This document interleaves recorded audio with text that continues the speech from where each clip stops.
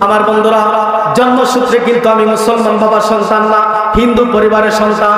বন্ধুরা আমার, সর্বপ্রথম আমি কালেমা পড়ে মুসলমান হয়েছিলাম।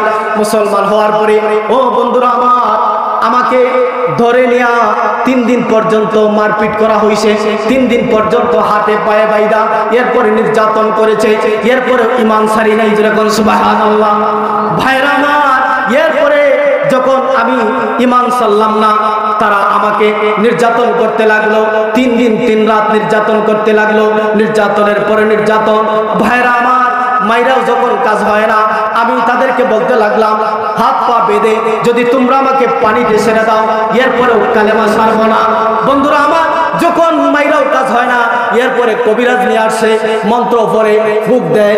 আমি আল্লাহ পাকের কালাম থেকে সূরা কুল হুয়াল্লাহ, কুল আউযু বিরাব্বিন নাস, কুল আউযু বিরাব্বিল ফালাক, এইগুলো পরে পরে শরীরের মধ্যে ফুঁক দিয়ে দিলাম।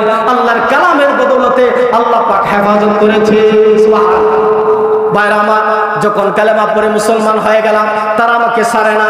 এরপরে আমার এলাকার মুসলমানেরা আমাকে তুলে আনার জন্য তারা পরামর্শ করলেন, আমরা জোর করে নিয়ে আসবো।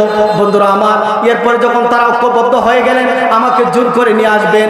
একজন মুসলমান তাবলিগ জামাতের আমির, তিনি বলতে লাগলেন, তিনি যেহেতু আনোয়ার সাহেবের মাধ্যমে কালেমা পড়ছে, আনোয়ার সাহেবকে আমরা জানাই দিই, তিনি ফয়সালা করবেন। বন্ধুরা আমার, ওনাকে জানানো হলো, হুজুর সুনামগঞ্জের ডিসিকে খবর দিলেন যে আমার হাতে যে ছেলেটা কালেমা পড়েছে, ওই ছেলেটাকে নির্যাতন করা হচ্ছে। আমি 24 ঘন্টার মধ্যে ছেলেটাকে চাই। বিশ্বম্বরপুর থানা থেকে 4 জন পুলিশ 2টা মোটরসাইকেল নিয়ে আমাদের বাড়িতে গেলেন। বন্ধুরা আমার, আমার বড় ভাই একটা তাবিজ নিয়ে আসছে, 20,000 টাকা কন্ট্যাক্ট করে যদি লাগাইতে পারে আমার মেধা শক্তি নষ্ট হয়ে যাবে। বন্ধুরা আমার, এবার আল্লাহ পাকের কি কুদরত, তাবিজটা নিয়ে আসার আগে আগে পুলিশ আমাদের বাড়িতে চলে গেছে। সুবহানাল্লাহ। আল্লাহ পাক হেফাজত করেছেন। এরপরে যখন সুনামগঞ্জ বিশ্বম্বরপুর থানার মধ্যে চলে আসলাম, ও ভাই আমার, মুসলমানদের মধ্যে মুনাফিক আছে না নাই? জোরে বলেন, আছে না নাই? মুসলমানদের মধ্যে মুনাফিক আছে। তখন আমার বিপক্ষে কাজ করেছে, আমার ভাইয়ের পক্ষে কাজ করেছে।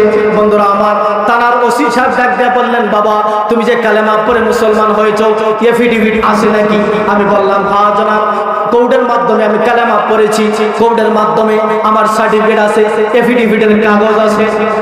ভাইরা আমার, এরপরে ওসি সাহেব খুব রাগান্বিত হয়ে গেলেন যে এই ছেলেটা সরকারি আইনে, বাংলাদেশের আইনে মুসলমান হয়েছে, এরপরেও তাকে নির্যাতন করতেছো, এখন তোমাদেরকে জেলের মধ্যে ঢুকাবো আর জেলের ভাত খাওয়াবো। আমার ভাইরা, তখন আমি বলছিলাম, ওসি সাহেব আল্লাহর কসম কেটে বলি, তাদেরকে ছেড়ে দেন। কারণ আল্লাহর নবী সাল্লাল্লাহু আলাইহি সাল্লাম যখন তায়েফের জমিনে গেছিলেন, তায়েফবাসীরা আল্লাহর নবীকে রক্তাক্ত করেছে, ঠিক না বেঠিক? আল্লাহর নবী বলেছেন, আল্লাহুম্মা গফিরলি কওমি ফাইন্নাহুম লা ইয়ালামুন। আল্লাহ, আমার জাতি, আমার গোষ্ঠী, আমার উম্মত, এরা বুঝতে পারে নাই। যদি আমাকে চিনতো, আমাকে জানতো, আমাকে মানতো, আমাকে নির্যাতন করতো না, ঠিক না বেঠিক? আল্লাহ এদেরকে মাফ করে দেন। আমার বন্ধুরা, আমি নবীর কথাটাকে নকল করে বলছিলাম, ওসি সাহেব এদেরকে মাফ করে দেন, যেরকম সুবহানাল্লাহ।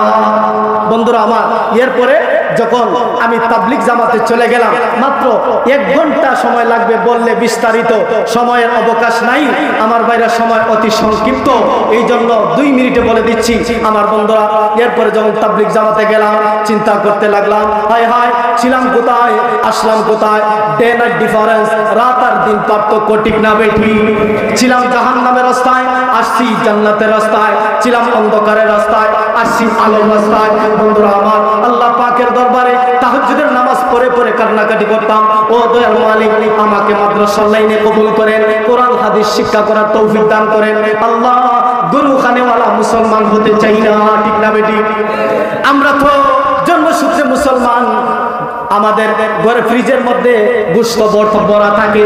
যদি কেউ বলে, এই আমার শুনি, আমি যদি নামাজ না পড়ি এরপর আমার ইমান ঠিক আছে, বুকের মধ্যে তাফরায়া কয়, ঠিক না বেটি? বুকের হাড্ডির নাম কি ইমান? জোরে কর। কেউ যদি মারামারি লাইগা, ঝগড়া লাইগা বুকের হাড্ডি ঘুষি মাইরা ভেঙে দেয়, তাহলে তো ইমান থাকলো না, ঠিক না বেটি? ভাই আমার, যখন এই কথা আমি বললাম, আল্লাহ পাকের দরবারে কান্নাকাটি করলাম, আল্লাহ মাদ্রাসার লাইনে কবুল করেন। আল্লাহ পাক শিবিরের দরখাস্তকে কবুল করে নিয়ে আমাকে দাওরায়ে হাদিস পর্যন্ত পড়ার তৌফিক দিয়েছে। সুবহানাল্লাহ। ভাই আমার, এরপরে আমার ভাইয়ের পিছনে মেহনত করলাম। আমার 3 নাম্বার ভাই, আমি গুনাহগারের হাতে কালেমা পড়ছি। সুবহানাল্লাহ জোরে বলেন। আমার 3 নাম্বার ভাই, আমি গুনাহগারের হাতে কালেমা পড়ছে। আমার 4 নাম্বার ভাই আমার হাতে কালেমা পড়ছে। আমার 5 নাম্বার ভাই আমার হাতে কালেমা পড়ছে। এখন আমরা বর্তমানে 4 ভাই মুসলমান। আলহামদুলিল্লাহ। বাড়ি দিয়ে বললেন কয়জন? 4 জন। এরপরে আমার আম্মাও তিনি কালেমা পড়ে এরপরে ইন্তেকাল হয়েছে। সুবহানাল্লাহ। মোট আমাদের ফ্যামিলি থেকে 5 জন মুসলমান হয়েছে। ভাইরা আমার, আপনারা আমার জন্য দোয়া করবেন, আমি আপনাদের জন্য দোয়া করব। আল্লাহ যেন সবাইকে হেদায়েতের উপরে ইস্তেকামত রেখে, ঈমানের উপরে ইস্তেকামত রেখে কালেমার সাথে মরণ দান করেন। জোরে বলুন আমিন।